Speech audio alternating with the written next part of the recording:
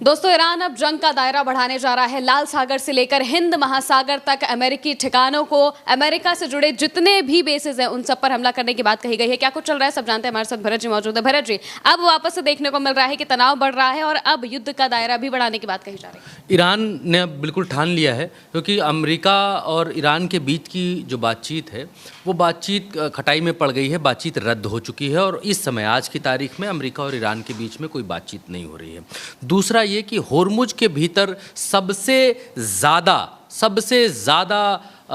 Conflict या सबसे ज़्यादा टकराव आज की तारीख में अमेरिका और ईरान के बीच में है। ईरान ने ये घोषणा की है कि वो अब युद्ध का दायरा क्योंकि होर्मुज के भीतर अगर युद्ध का दायरा ईरान रखता है तो फिर ईरान का नुकसान है। अगर ईरान इस पूरे खेल में, पूरे चक्कर में, पूरे युद्ध के बीच में ग्रसित हुआ सिर्फ और सिर्फ इजराइल की वजह से, और अगर इजराइल इस पूरे युद्ध से बच निकलता है तो ईरान की इसमें कूटनीतिक हार ईरान को दिखती है कि इजराइल के ऊपर हम हमले भी नहीं कर पा रहे हैं और हमारे ऊपर अमेरिका हमले कर भी रहा है। कश्म के ऊपर हमला किया और खर्क के ऊपर हमला किया, और भी इनके जो द्वीप हैं, कितने द्वीप हैं मैं पढ़ करके बता, शिरिक के ऊपर हमला किया, किस्म के ऊपर हमला किया और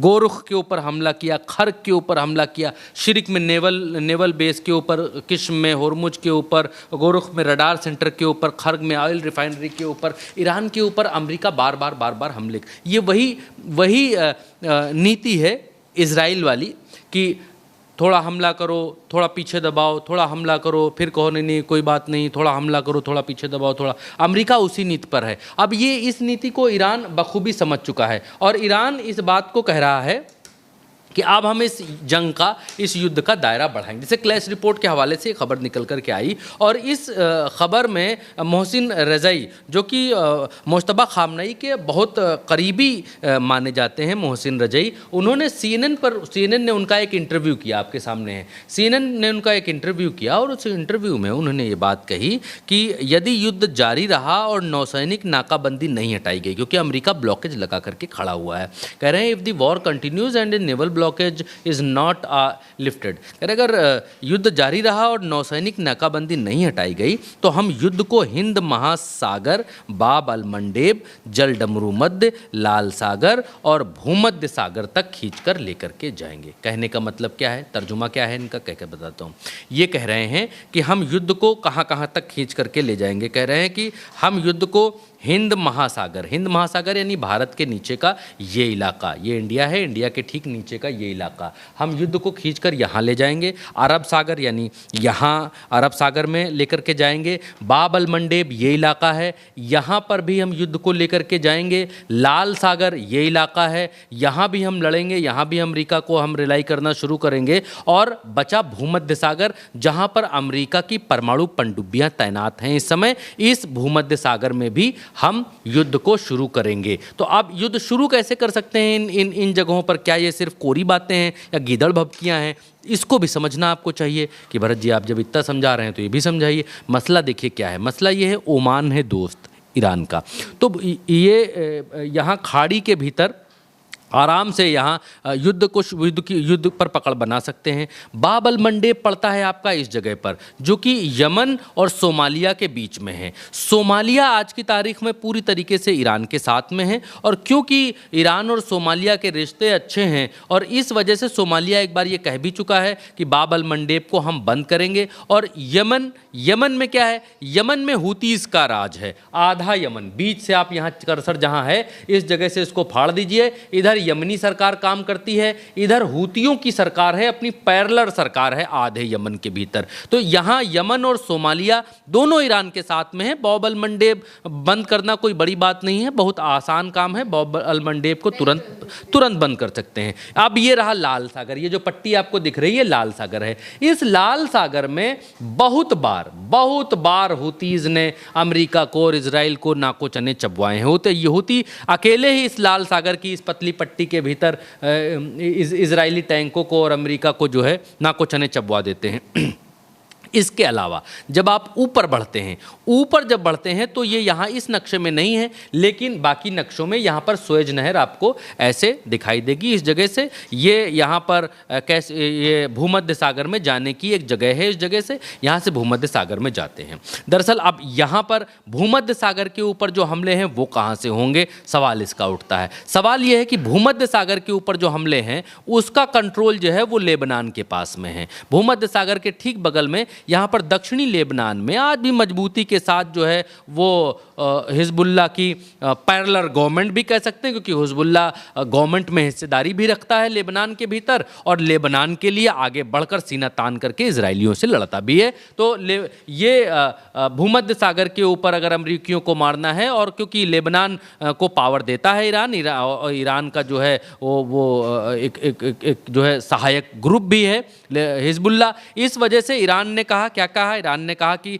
हम भूमध्य सागर में आपको घेर लेंगे, हम आपको इस लाल सागर में घेरेंगे, ये हूतीज़ और सोमालिया, यमन और सोमालिया के ज़रिए हम आपको जो है होर्मुज के भीतर तो घेरे ही रहेंगे, इस पर्शियन सागर में तो हमारा ही कंट्रोल है, बाकी इस अरब सागर में आधा तो कंट्रोल हमारा है ही है, बाकी आधा ओमान है जो हमारी सहायता करता है, क्योंकि हमने ओमान को ये प्रस्ताव दिया है कि होर्मुज में हम दोनों लोग मिलकर के यहाँ टोल लगाएंगे और वसूलेंगे। तो ये ईरान ने क्लियर कट इस बात को अपने इस बयान में कहा है। ये बयान रहा, और मोहसिन रज़ाई का ये बयान है, और ये कहते हैं, और बहुत इम्पोर्टेंट, बहुत महत्वपूर्ण है, क्योंकि जब आप ये कहते हैं कि ईरान का अगला कदम क्या हो सकता है, अब ईरान क्या करेगा, बहुत सारे लोग, बहुत सारे दर्शक भी ये पूछते हैं कि अब ईरान अगला कदम क्या होगा, क्या समझौता होगा, क्या होगा। ईरान के पास में आगे कितनी पॉसिबिलिटीज़ हैं ईरान को ये बखूबी मालूम है, और रणनीतिक तौर पर वो कहां कहां अभी और दुनिया की गर्दन को दबोच सकते हैं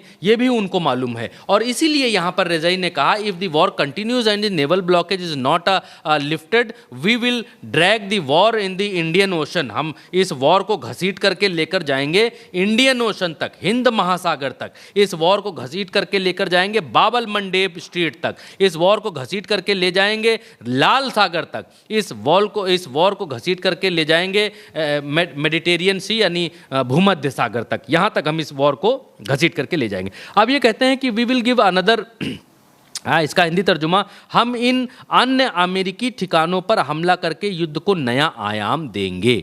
कौन से अमेरिकी ठिकाने, ये कह रहे हैं कि अमेरिका को निश्चित रूप, कौन से अमेरिकी ठिकाने, जो अभी बताए हमने कि इन जगहों पर अमेरिकी ठिकाने, क्योंकि जो जगह हमने बताई हैं इन जगहों पर, ये भी बता देते हैं, इन जगहों पर जो कहाँ कर्सर हमारा है, इस जगह पर अमेरिकी युद्धपोत 19 युद्धपोत तैनात हैं, इन जगहों पर अमेरिकी युद्धपोत तैनात हैं, ये रास्ता है आने जाने का, यहाँ अमेरिकी सबमरीन तैनात हैं, और कैस्पिया, ये जो साइप्रस है इस पर अमेरिकी जहाज़ तैनात हैं, और इसके ठीक ऊपर इसराइल में तो आप जानते ही हैं कि क्या क्या इनका तैनात है आज की तारीख में। तो ये कह रहे हैं कि हम इन सब अमेरिकी बेसेस को निशाना बनाएंगे। और अभी जो हाल फिलहाल निशाना बन रहा है वो कुवैत के भीतर जो अमेरिकी बेस है जिसका नाम अली अल सलेम है, इसके ऊपर अमेरिका निशाना बना रहा है, ईरान निशाना बना रहा है, और निशाना ही नहीं बना रहा, धुआं कर दिया है, परखच्चे उड़ा दिए, ताबड़तोड़ हमले किए हैं। अब ये आप यह समझ लीजिएगा अमेरिका का दाना पानी उठा दिया है यहाँ से, कुवैत से, और जो बात हम आपसे कह रहे हैं वो 100% सत्य बात कह रहे हैं। और दूसरा, बहरीन में जो अमेरिका का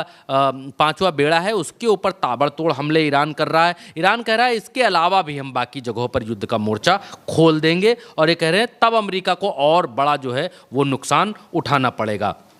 अगली खबर पर आगे बढ़ेंगे तो अगली खबर यह है कि ट्रंप इस बात को कह रहे हैं कि Trump says Iran has not agreed to US deal because it leader are strong. वो हमसे डील, ईरान हमसे इसलिए नहीं कर रहा है क्योंकि उसके लीडर बहुत स्ट्रांग हैं और वो गर्व से भरे हुए हैं, वो प्राउड लीडर हैं।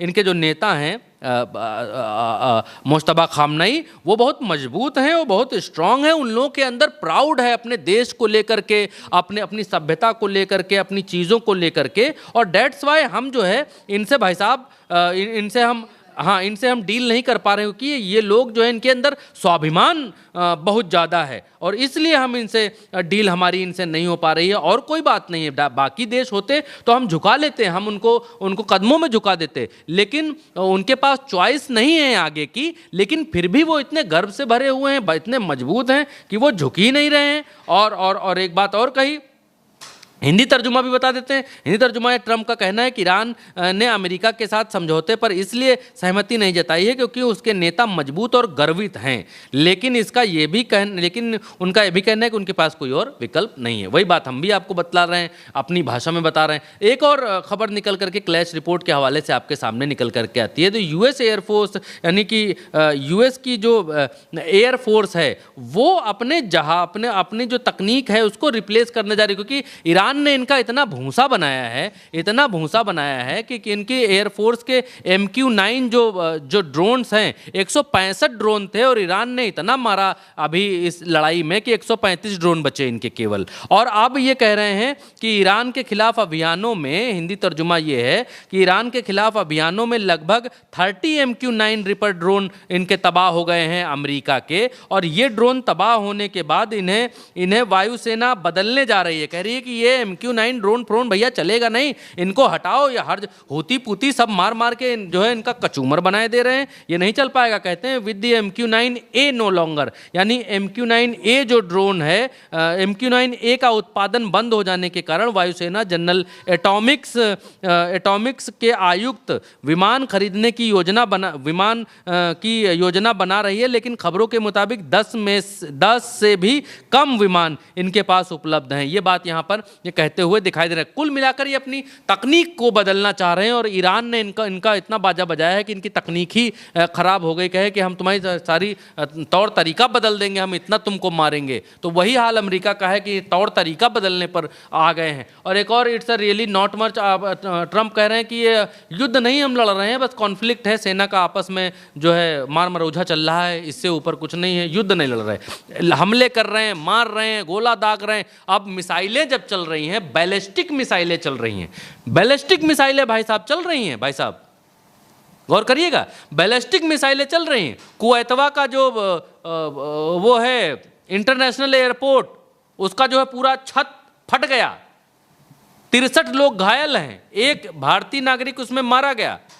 अली अल सलेम बेस जो है इनका कुवैत के भीतर तहस नहस, दरहम बरहम, किस्सा खत्म टाइप का हो गया। ट्रंप क्या कह रहे हैं? ज़्यादा कुछ नहीं है, आपस में कॉन्फ्लिक्ट है। अरे भैया, जब बैलिस्टिक मिसाइलें चल रही हैं तुम उसको कॉन्फ्लिक्ट बता रहे हो, तो क्या परमाणु बम चलाएं तब तुम युद्ध कहोगे कि हाँ दोनों परमाणु बम से लड़ रहे हैं? अब ये युद्ध चल रहा है। दरअसल ये अमेरिका जब कोई अपने घाव छुपाना चाहता है तो वो अपना दर्द छुपाने के लिए मुस्कुराता है, ऊपर से मुस्कुराता है। उसको लगता है कि समाज उसके दर्द को देख नहीं पाएगा, वो कितना घायल है समझ नहीं पाएगा, और समाज को धोखा देने का एक ये तरीका होता है कि नहीं गिर गए तो बोले कि नहीं चींटी मर गई भैया, उठ जाओ। तो बच्चा उठ जाता है, बोलता है कि नहीं हमारे गिरने से तो कुछ नहीं हुआ, हमारे गिरने से चींटी का नुकसान हुआ, वो मर गई, हमको तो चोट नहीं लगी, अपनी चोट भूल जाता है वो। तो ये हाल अमेरिका का आज की तारीख में है। अमेरिका कह रहा है कि नहीं कुछ ऐसा हुआ नहीं है, और जो है वो चींटी मर गई, ये हाल। अब ये इनके जो स्टीव कुशनर हैं वो क्या कर रहे हैं, वो अमेरिका में अपने न्यूक्लियर एक्सपर्ट न्यूक्लियर फैसिलिटीज़ में घूम रहे हैं और ये कह रहे हैं कि भैया हम समझौता इनसे जो करेंगे, मान लो ईरानवा हमसे कह दिया कि लो यूरेनियम धरो जाके, तो धरेंगे कहाँ? तो ये अपनी जगह वगह भी देख रहे हैं कि अगर हमारी डील हो गई और हमको यूरेनियम रखने के लिए कह दिया गया तो हम कहाँ रखेंगे। तो ये हालात अभी हैं मिडिल ईस्ट के भीतर, ख़ास तौर पर ईरान और अमेरिका के दरमियान। बिल्कुल, यानी कि ईरान ने साफ तौर से कह दिया है कि अगर अमेरिका अपना ब्लॉकेड नहीं हटाएगा तो ये जंग का दायरा और बड़े लेवल पर जाएगा। लाल सागर से लेकर हिंद महासागर और भूमध्य सागर को भी ईरान नहीं छोड़ेगा और हर उस जगह पर हमले करेगा जहां पर अमेरिका का बेस मौजूद है। इसी वजह से अब ट्रंप और ज़्यादा कोशिशें कर रहे हैं कि बातचीत हो जाए, और वो भी ये बात मान रहे हैं कि ईरान के लीडर काफ़ी ज़्यादा स्ट्रांग हैं। फिलहाल के लिए मेरे यानी महिमा के साथ इस खबर में इतना ही। आप देखते रहिए उल्टे चश्मे।